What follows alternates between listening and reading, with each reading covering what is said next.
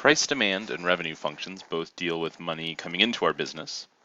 We also now want to talk about money going out of our business through cost functions. So C of X will represent the total cost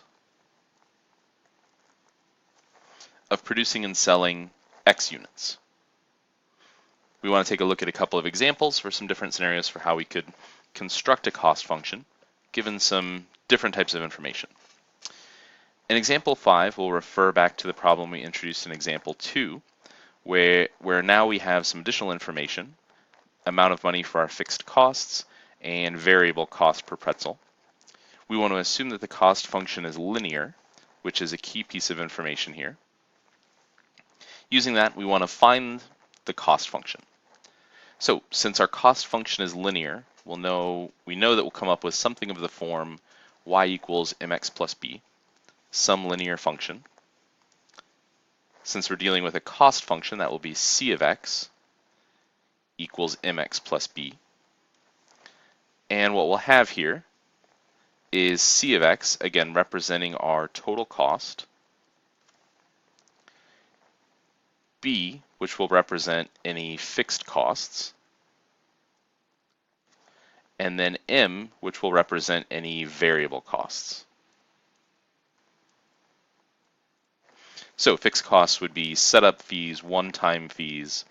Variable costs would be costs we have to pay per item that gets produced.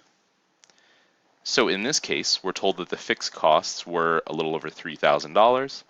The variable cost is $1.38. So in this case, we're given the information to just directly plug into this equation.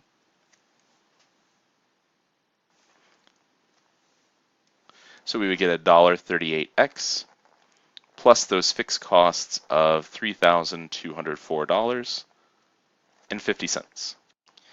In example 5, then, it was simply a matter of taking the information from the problem, plugging it directly into the variable costs and fixed costs in our linear cost equation.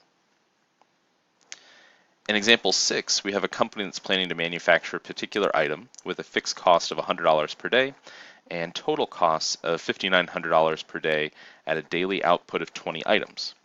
Assuming the total cost per day is linearly related, so again, we have a linear function that we're going to be dealing with, related to the total output per day, we want to write an equation for the cost function. So we're given some different pieces of information in this case. We're still going to generate a function c of x equals mx plus b, and we want to refer to the problem to see what information we know. So we're given a fixed cost of $100, so that fixed cost is going to be our value for b. We know that the total costs will be $5,900, so our total cost is that value c,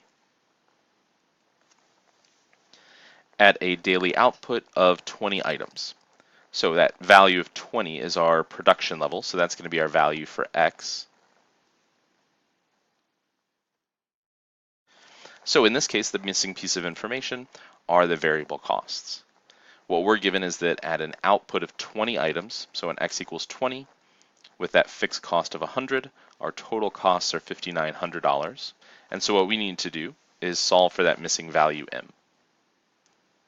So we can subtract 100 from both sides,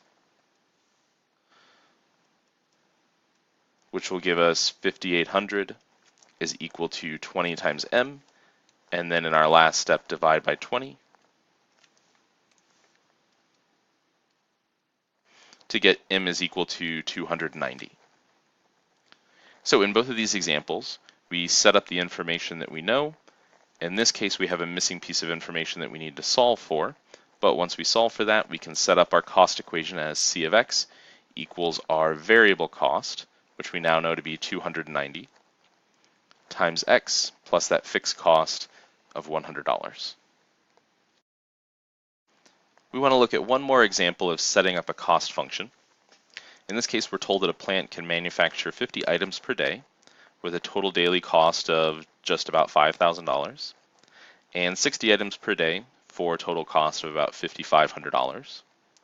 Assuming the daily cost and production are linearly related, so again, we're going to be dealing with a linear function, we want to find the total daily cost of producing X items.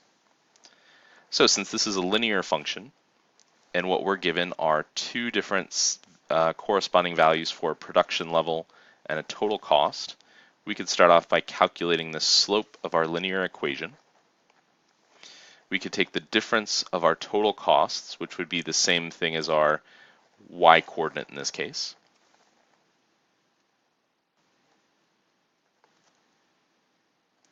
and divide that by the difference in our x costs, or our x values, which are our production levels in this case.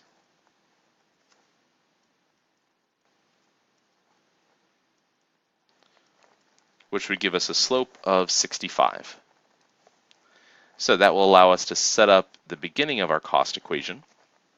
C of x is equal to, now we have that slope or that variable cost of 65, x plus b.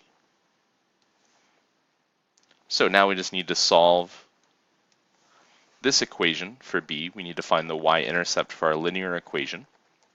To do that, we can choose either of the coordinate pairs that we were given. So in this case, for total cost C, we could plug in $5,543. For X, we could plug in that corresponding production level, which would be 60, and then solve for B, which in this case would give us 1,643. And a final cost function of 65x plus 1,643.